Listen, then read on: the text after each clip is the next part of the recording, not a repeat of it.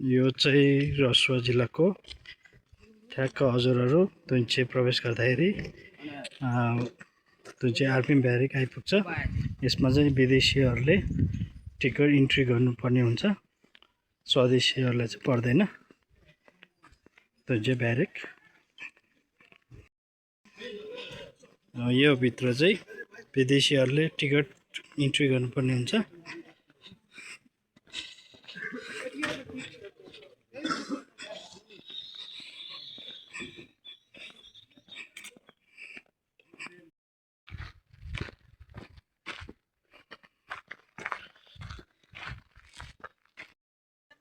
अब यो चाहिँ दुन्चे बजारको मुख्य प्रवेशद्वार। अब हामी चाहिँ दुन्चे बजार प्रवेश गर्दैछौँ।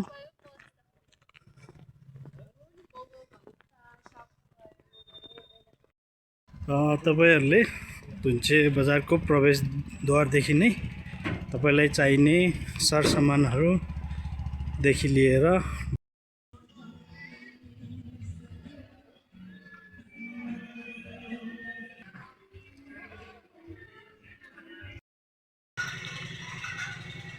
यो चाहिँ शङ्ख पार्क हो। यसमा आराम गर्नको लागि ठाउँहरू पनि छ।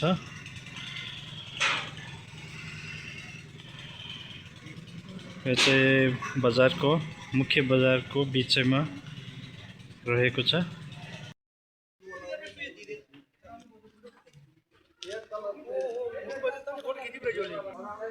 यो चाहिँ दुन्चेमा अवस्थित टुल्को छेलिङ गुम्बा। यो चाहिँ दुन्चेमा बास बस्नको लागि खाना व्यवस्था पनि छ, होटेलको व्यवस्थाहरू छ, थुप्रै होटेलहरू पनि छ।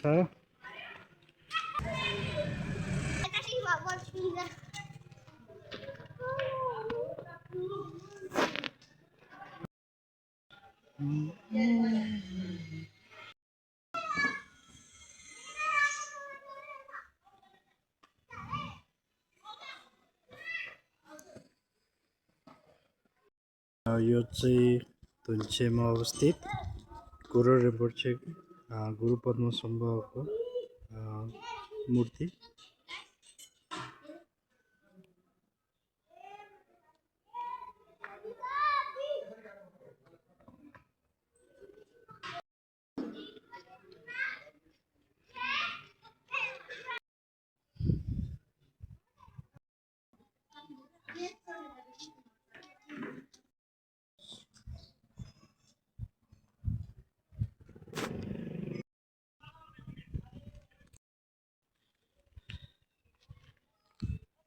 यो चाहिँ शिव मन्दिरको बाटो हो।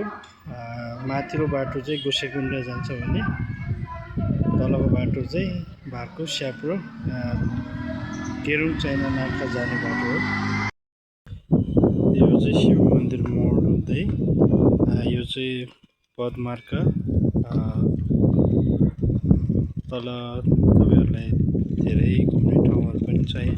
यो सर्टकट जाँदै रोड आइपुग्छ।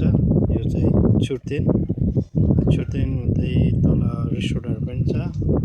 साथै रेनबो ट्राउटको अवलोकन गर्न चाहनुहुन्छ भने रेनबो ट्राउट रिसर्च केन्द्र पनि छ।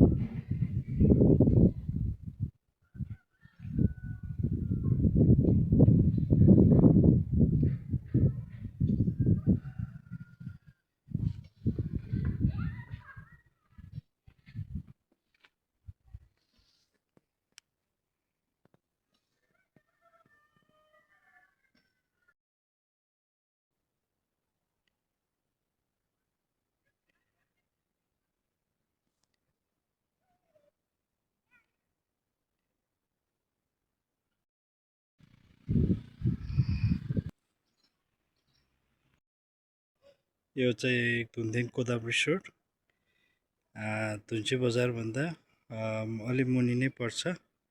एकदम शान्त वातावरण भएको रिसोर्ट एकचोटि भिजिट गरिदिनु होला। र हामी अब यो बाटो हुँदै यो वाटर फ्याक्ट्री यो चाहिँ धुन्चेमा अवस्थित Rudraganga natural water resource water factory हो। अनि अर्को चाहिँ अन टप भन्ने वाटर फ्याक्ट्री छ, त्यो चाहिँ गोसाइँकुण्ड जाने बाटोमा छ। यो चाहिँ हाम्रो धुन्चे बजारभन्दा भार्को स्याप्रो जाने बाटो मेन रोडमै पर्छ। यो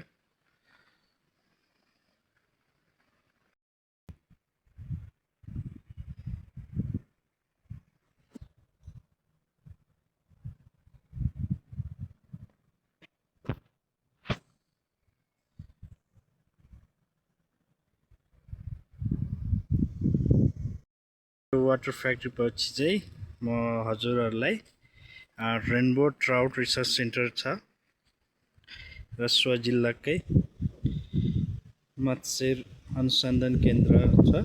यो दुईटा पुल देख्नु भएको छ नि, यसको ठ्याक्क देब्रेपट्टि मोटर बाटो छ।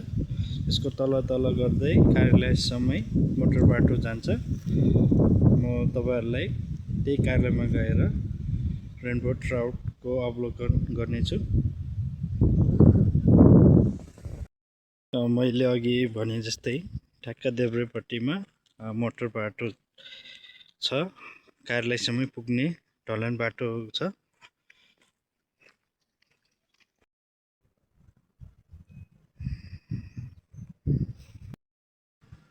यो चाहिँ कार्यालयको मुख्यद्वार प्रवेशद्वार हो। अब हामी यहाँ भित्र प्रवेश गर्न गइरहेका छौँ। सबै अब कार्यालयको भवनहरू हो।